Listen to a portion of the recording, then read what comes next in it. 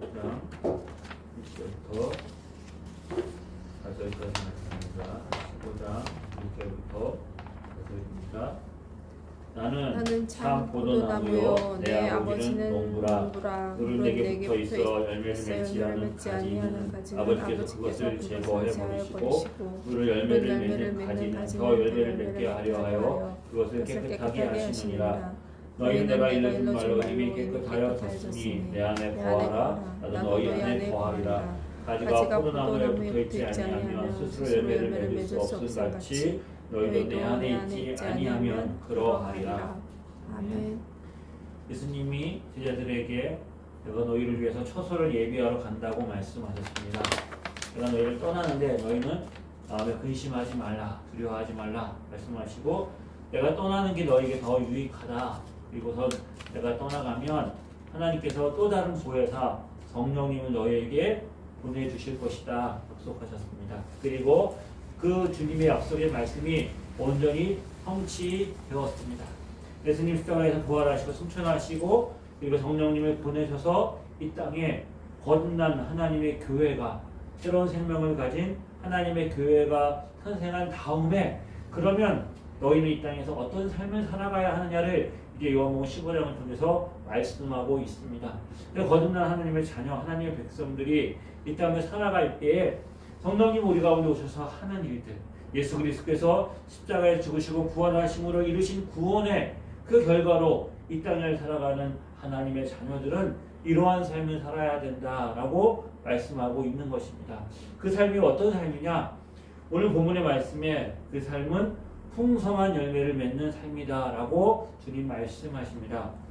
나는 참 포도나무요 내 아버지는 농부다. 가지가 포도나무에 붙어서 열매를 맺는 것처럼 우리가 예수 그리스도 안에서 풍성한 열매를 맺는 삶이 하나님이 우리에게 기대하시고 그 하나님 우리에게 만들어 가시는 삶이라고 이야기하고 있습니다. 하나님은 참 포도나무인 예수님에게 붙어있는 가지들, 저와 여러분 교회가 풍성한 열매를 맺기를 원하십니다. 풍성한 열매를 맺고 있는가? 그 이 열매가 무엇일까? 우리가 맺어야 되는 열매, 포도나무에는 포도 열매가 맺힙니다. 사과나무에는 사과 열매가 맺힙니다. 포도나무에서 절대로 사과 열매가 맺히지 않습니다. 포도나무에서 사과 열매가 맺히지 않는다고 열매가 없다라고 말하는 것은 말이 되지 않습니다. 주님은 자신을 참 포도나무라고 말씀하십니다. 그리고 저와 여러분은 참 포도나무이신 예수님께 붙어있는 가지입니다. 가지의 열매가 맺지요. 나무가 열매를 맺는 것이 아니라 가지의 열매를 맺는데 그 가지는 나무의 열매를 맺습니다. 포도나무에서 포도 열매가, 사과나무에서 사과 열매가, 예수님이라는 포도나무의 열매에서는 어떤 열매가 맺혀질까요? 예수 그리스도라는 열매가 맺혀지게 되어 있습니다. 예수 그리스도의 열매가 맺혀지는데 이 열매를 여러 가지 많은 것으로 생각할 수 있습니다. 그런데 열매하면 우리가 떠오르는 또 하나의 성경 구절이 있습니다. 대표적인 게 갈라디아서 5장 22절 23절의 성령의 열매입니다. 성령은 또 다른 보혜사 예수 그리스도의 영이십니다. 예수 그리스도의 영이신 성령께서 맺는 열매는 다시 말하면 그리스도라는 참 포도나무에서 맺혀지는 열매일 것입니다. 그래서 우리가 맺어야 될 첫 번째 열매가 많은 것 생각할 수 있지만 예수 그리스도의 성품을 닮아가는, 성령님이 오셔서 우리 가운데 진리를 가르치시고 진리를 깨닫게 하시고 예수님의 말씀을 통해서 우리로 하여금 예수님을 알아가게 하심으로 말미암아 예수 그리스도의 성품이 맺혀지는 그런 그런 삶을 우리에게 주시려고 하시는 것이죠. 오직 성령의 열매는 사랑과 희락과 화평과 오래 참음과 자비와 양성과 충성과 온유와 절제니 이 같은 것을 금지할 법이 없느니라. 이 성령의 9가지 열매는 헬라어 원문에 단수로 표현되어 있다고 합니다. 9가지 열매가 각자 하나가 아니라 이 열매가 하나라는 거죠. 사랑은 있는데 희락이 없고 오래 참음은 있는데 자비는 없고 이런 게 아니라 이 열매는 하나의 열매입니다. 사랑, 희락, 화평, 오래 참음, 자비, 양성, 온유, 충성, 온유, 절제. 이것은 누구의 성품입니까? 이 땅에 인간의 몸을 입고 오신 예수 그리스도의 성품입니다. 이 모든 것은 예수 그리스도 안에서 찾아볼 수 있고 예수님을 보내신 하나님 아버지의 성품이기도 하지요. 포도나무에 포도 열매가 맺혀지듯이 성령 안에서 예수 그리스도에게 붙어있는 하나님의 백성들, 저와 여러분에게 기대하는 열매는 바로 이 성령의 열매, 바로 예수 그리스도의 성품의 열매이죠. 근데 이 9가지 성품의 그 성령의 열매를 살펴보면 3가지로 묶어서 우리가 살펴볼 수 있습니다. 첫 번째 열매는 사랑이지요. 사랑에서 모든 것들이 시작됩니다. 사랑은 내가 누구를 사랑하는 그 사랑이 아니라 사랑의 시작은 하나님이죠. 내가 먼저 하나님을 사랑한 것이 아니고 하나님 먼저 우리를 사랑하셔서 그 사랑을 우리 가운데 보여주셨습니다. 그 모든 것의 시작은 우리 안에 거하시는 하나님의 사랑입니다. 성령 안에서 우리에게 하나님의 사랑을 물부터 부어주셔서 하나님의 사랑을 아는, 하나님 우리를 사랑하시는 것을 알게 되는 하나님의 사랑이라는 열매가 우리 안에 맺혀지게 됩니다. 그리고 이 사랑은, 하나님의 사랑을 알게 될 때 당연히 우리 안에 생기는 마음의 열매는 기쁨이죠. 희락입니다. 그리고 기쁨 가운데 주어지는 평안이 넘치게 되는 것입니다. 사랑과 희락과 평안, 이것은 사랑으로 말미암아 주어지고 맺혀지게 되는 열매이지요. 하나님을 아는 사람, 하나님의 사랑을 아는 사람은 참된 기쁨과 평안을 누리게 되고 그 참된 기쁨과 평강 안에서 뿌리가 깊은 나무처럼 바람에 막 흔들리고 그렇게 그 삶이 불안한 것이 아니라 중심을 잡고 견고하게 서 있는 하나님의 사람이 되어지는 것이죠. 이렇게 우리 안에 하나님의 사랑이 있고 하나님 주시는 기쁨과 평강이 넘치게 되면 우리 안에 마음의 여유가 생기죠. 다른 사람을 바라볼 때에 다르게 대할 수 있는 그 마음의 중심이 잡히게 되는 거죠. 내가 불안하고 초조하고 내 안에 기쁨과 평강이 없고 내 안에 하나님의 사랑이 의심스럽게 되어질 때는 먼저 나를 보호하게 되잖아요. 내 생각이 온통 나에게 집중되다 보니까 주변을 살피고 주변을 돌아볼 여유가 없는 거예요. 하지만 그렇게 내 마음에 평강과 기쁨과 사랑이 넘치게 되면 다른 사람을 바라보게 될 때에 깨어지고 무너지고 정말 이 땅에 어지러운 세상 가운데 주님을 따라 살아가는 삶이 무엇인지를 아는 사람으로 다른 사람을 바라보면서 오래 참게 되는 것이죠. 내 기준과 내 잣대를 가지고 사람을 판단하고 행동하지 않고 오래 참고 견디는 것입니다. 내 자신도 견디게 되지만 다른 사람을 견디는 거예요. 하나님의 때와 하나님의 시간이 있음을 알고 내 뜻과 내 생각대로 초조하거나 불안하지 않고 오래 참고 견디게 되는 거죠. 그 오래 참고 견디고 바라보면 그 상황에 대해서 이해하는 마음들을 갖게 되죠. 긍휼히 여기는 마음입니다.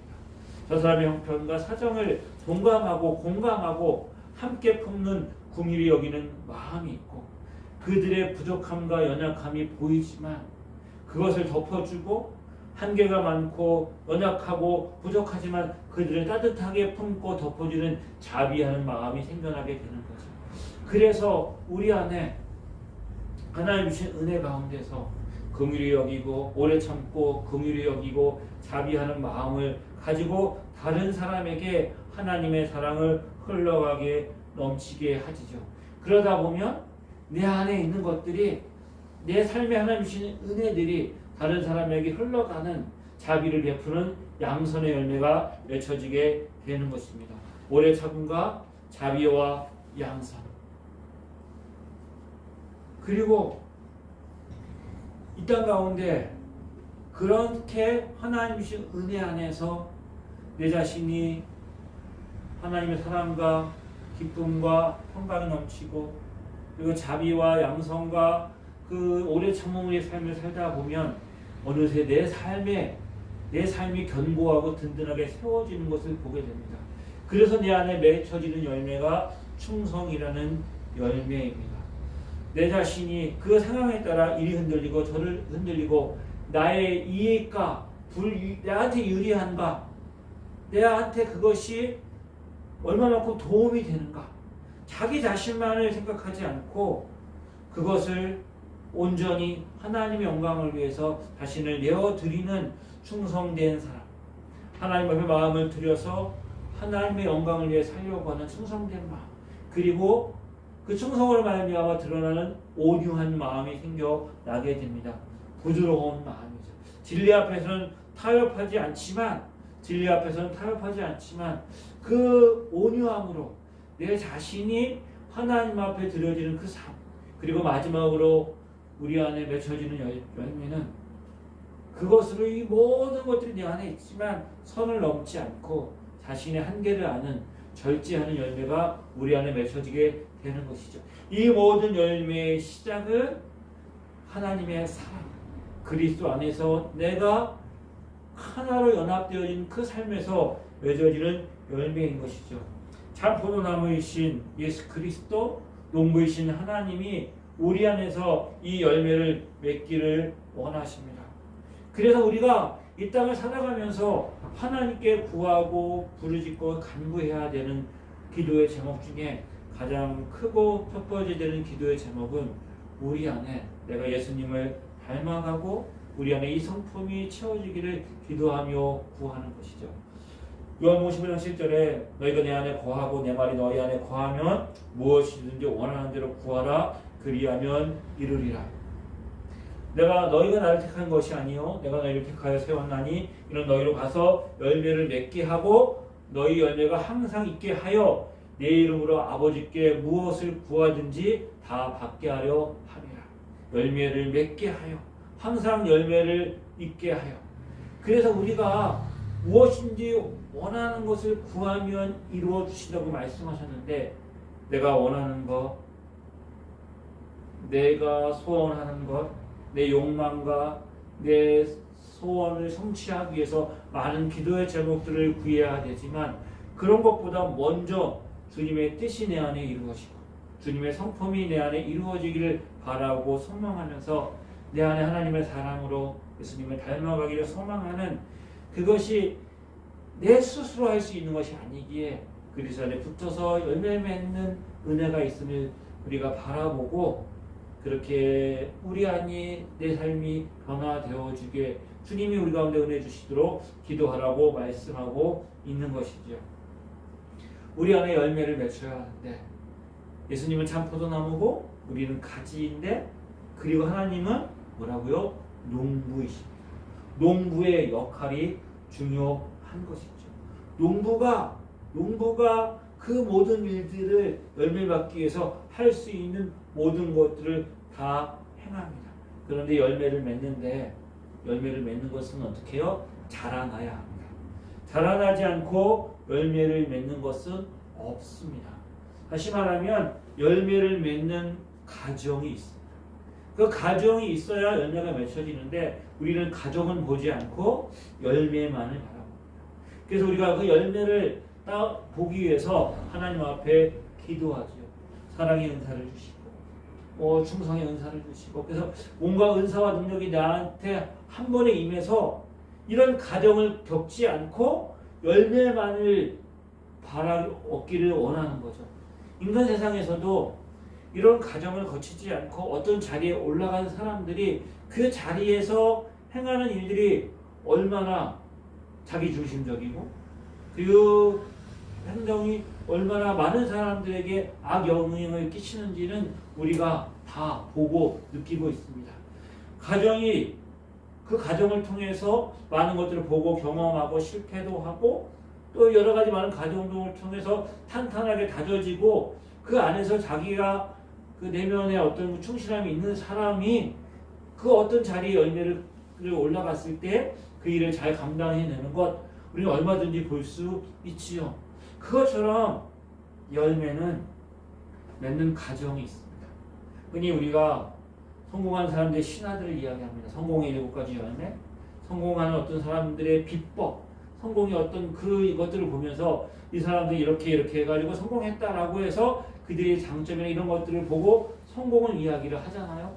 그런데 그 내면에 숨겨져 있는 비하, 그 내면에 어떤 일들이 있는지는 우리가 다 알지 못하죠. 수많은 좌절과 실패를 경험했을 것입니다. 그가 무너짐도 경험했을 거예요. 때로는 자기는 아무것도 한 게 없는데 기회가 좋아서, 운이 좋아서, 우연한 게 어떤 일이 벌어져서 그 자리에 시대에 편승돼서 올라가는 사람들도 분명히 있겠죠. 때로는 그 가정 가운데 보이지 않지만 편법이 있을 수도 있고 불법이 있을 수 있고 부당한 일을 행할 수도 얼마든지 있는 것이죠. 우리는 그 가정을 다 보지 못합니다. 그렇지만 분명히 이 포도나무가 열매를 맺는데 가지가 어떻게 했어요? 포도나무에 붙어 있어야 한다는 거죠. 붙어 있음으로 인해서 그 시간과 과정을 통해서 열매를 맺게 되는 겁니다. 주님은 이렇게 말씀하세요. 나는 참 포도나무고 너희는 가지야. 너희가 내 안에 거하라. 나도 너희 안에 거하리라. 가지가 포도나무에 붙어있지 않으면 열매를 맺을 수 없다. 이 풍성한 삶의 열매가 주님 안에 거하는 건데 그냥 내가 너희 안에 거할게. 아니 너희가 내 안에 거해. 이렇게 말씀하지 않고 너희는 내 안에 거하고 나는 너희 안에 거하고 이렇게 말씀하시는 거예요. 서로 상호간에 인격적인 관계라고 말씀하시는 거죠. 가지는 포도나무에 붙어 있어야 돼요. 붙어 있지 않으면 열매를 맺을 수 없어요. 근데 붙어 있지만 붙어 있는 이 가정이 자동적으로 우리가 열매를 맺는다라고 생각하고 우리가 그렇게 보지만 주님은 그 관계를 뭐라고 말씀하시냐면 내가 너희 안에 거하고 너희가 내 안에 거하는 인격적인 연합이라고 주님 말씀하십니다. 인격적인 연합인 것이죠. 예수께서 죽으시고 십자가에 부활하시고 성령이 우리 안에 거하심으로 말미암아 하나님의 자녀가 되었어요. 하나님의 자녀가 된 우리는 하나님을 향한 갈망과 하나님을 원하는 마음을 가지는 것은 너무나 당연한 것이죠. 그것이 하나님의 자녀의 특징인 것입니다. 주님 안에 거한다. 주님 안에 거한다. 내 스스로 열매가 맺을 수 없음을 알고 주님 안에 거하는 거예요. 피난처가 된다고 말씀하시잖아요. 때로는 우리가 어떤 상황에 우리 힘으로 할 수 없는 일들이 있어요. 내 힘과 내 능력으로 할 수 없는 그 일들. 그 믿음으로 주님 앞에 맡긴다고 했을 때 우리는 너무나 연약하고 이런 믿음으로 맡긴다는 그 자체가 때로는 너무나 처량하고 한심스럽게 느껴지는 순간들이 있는 거예요. 그것을 믿음으로 포장하는 것 같이 내가 뭔가 해야 되는데 내가 뭔가 할 수 있어야 되는데 하지만 믿음은 맡기는 거예요. 맡기고 그 주님 앞에 맡겼으면 그 안에서 주님을 바라보며 그 자녀가 평안하고 지내는 거예요. 자녀의 어려움이 있어요. 스스로 해결할 수 없는 문제가 있어요. 그래서 부모가 말해요. 나한테 맡기고 너는 쉬고 너는 편안해. 그러면 정말 그 아이가 부모님한테 모든 걸 다 맡기고 편안히 쉬고 잠을 주면 그때부터 부모는 그 일을 해결하기 위해서 많은 노력을 하겠죠. 그 자녀를 바라보면서 얼마나 사랑스럽겠어요. 나를 믿고 맡기는구나. 그런데 맡겼다고 말하지만 여전히 불안하고 두려워하고 초조하고 의심하고 그렇게 막 하고 있으면 부모의 마음이 어떻겠어요? 나를 믿고 신뢰해. 근데 신뢰하지 못하고 계속 불안하고 초조하고 그런 마음이 있을 때 부모의 마음이 편안하지 않잖아요. 우리 믿음도 아마 그런 것 같습니다. 우리가 주님 앞에 맡기고 주님 안에 거할 때 우리로 하여금 풍성한 열매를 맺게 하시는 것이죠. 이 모든 일들을 행하시는 분이 누구라고요? 하나님이세요. 바울은 이걸 너무나 잘 알고 있었어요. 그래서 고린도에 보낸 편지에서 나는 심었고 아볼로는 물을 주었을 때 오직 자라게 하시는 분은 하나님이시다. 그런즉 심는 물 주는 이는 아무것도 아니로되 오직 자라게 하시는 분은 하나님이십니다. 자라게 하시는 분은 하나님이십니다. 포도나무에 가지가 붙어서 열매를 맺는데 저절로 열매를 맺는 것 같지만 거기에 뭐가 있다고요?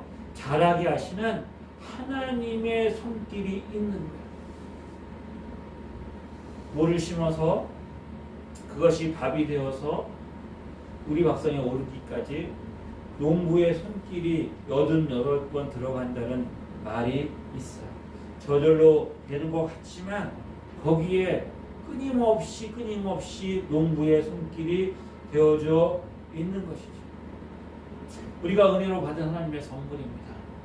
내가 자격도 없고 조건도 없고 어떤 행함도 없지만 은혜로 받았어요. 믿음으로 받았어요. 하지만 이 은혜는 값싼 은혜가 아닌 거죠.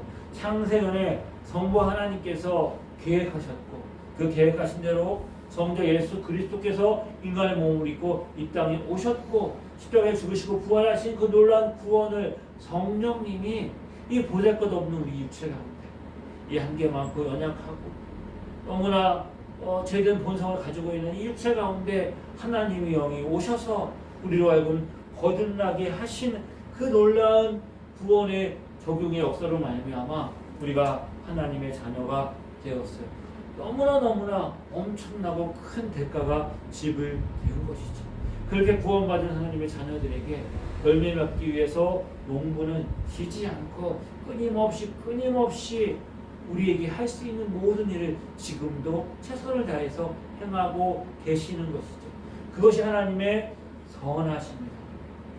열매를 맺기 위해서 아버지가 두 가지 일을 하신다고 분명히 되어져 있는데 첫 번째는 열매를 맺지 않는 그 나무를 제거해 버리신다고 말씀하십니다. 말씀을 잘 듣지 않고 열매 맺지 않으면 잘라버린다.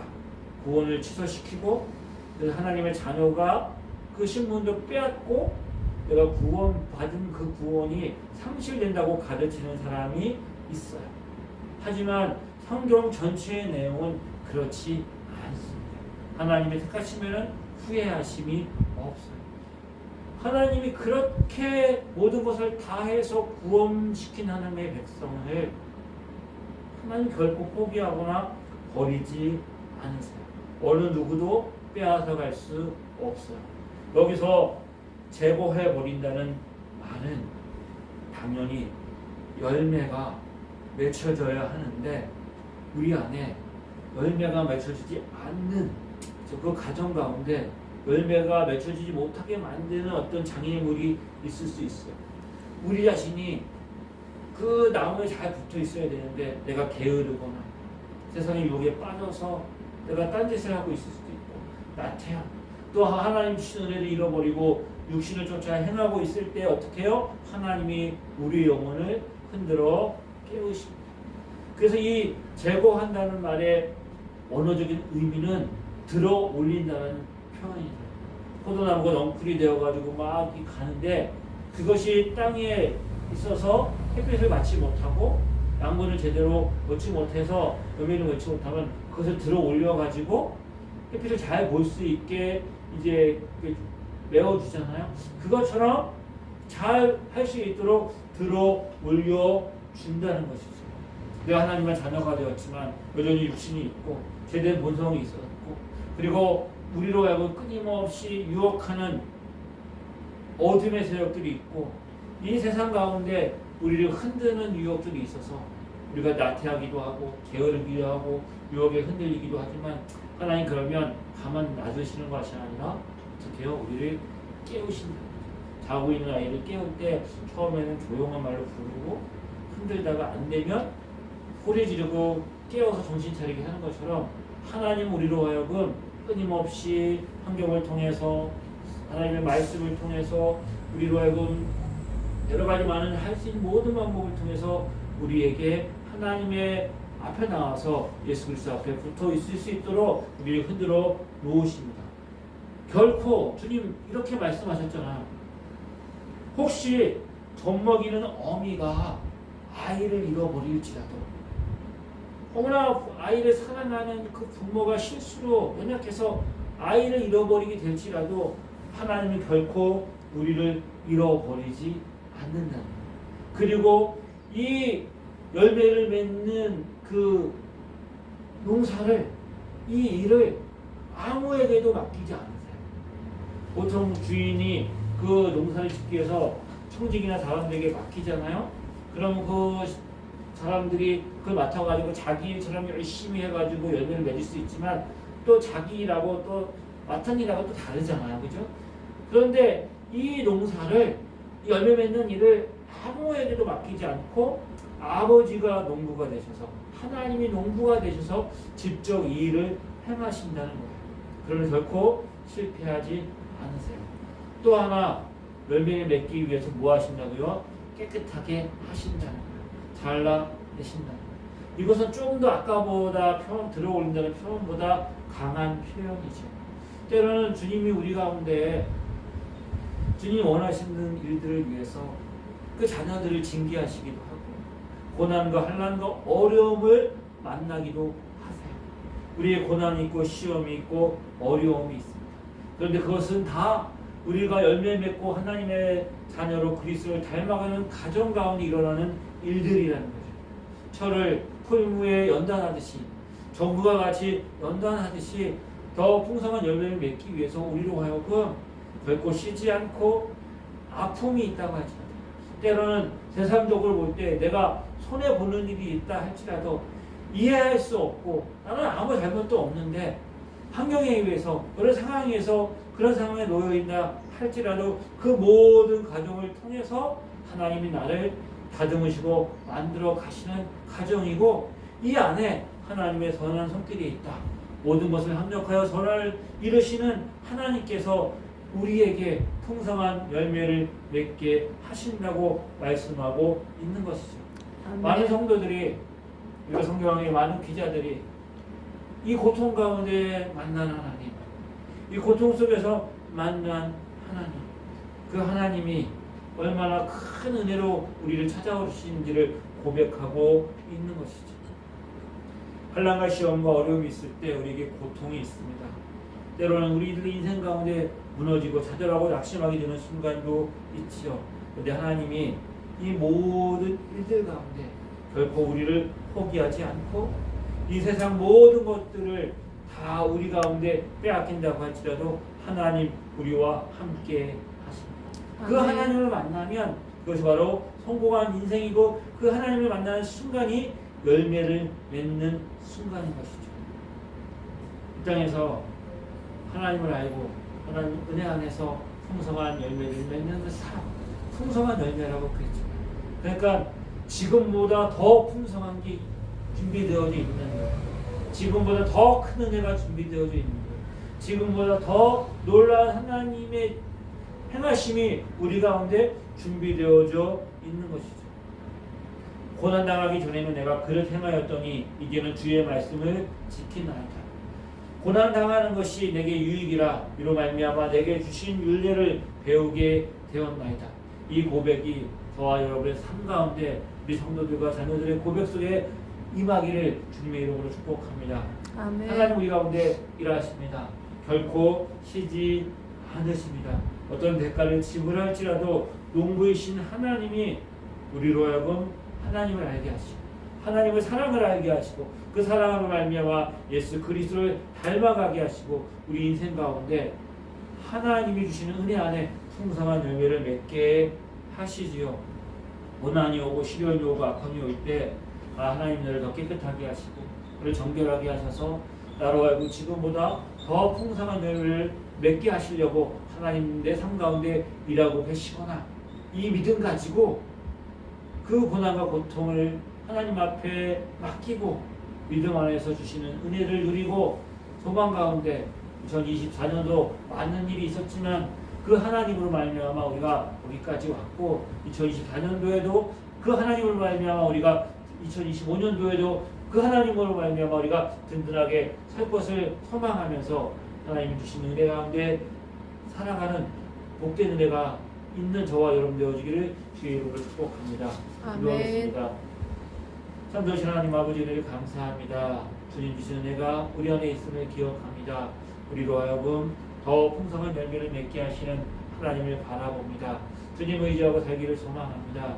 아버지 하나님께서 은혜 주시어서 우리 주 안에 모든 것 주님 안에 있음을 기억하게 하시고 그리스도의 영광 위에 걸어가는 하나님 자녀 되게 인도하여 주시옵소서. 아멘. 감사드리며 살아계신 예수님의 이름으로 기도드립니다. 예수 그리스도의 아멘. 은혜와 하나님 아버지의 크신 사랑하심과 성령님의 인도하심이 그리스도 예수 안에서 풍성한 열매를 맺기를 소망하는 하나님의 자녀들 위해 지금부터 영원히 함께 하시기를 간절히 축원하옵나이다. 아멘.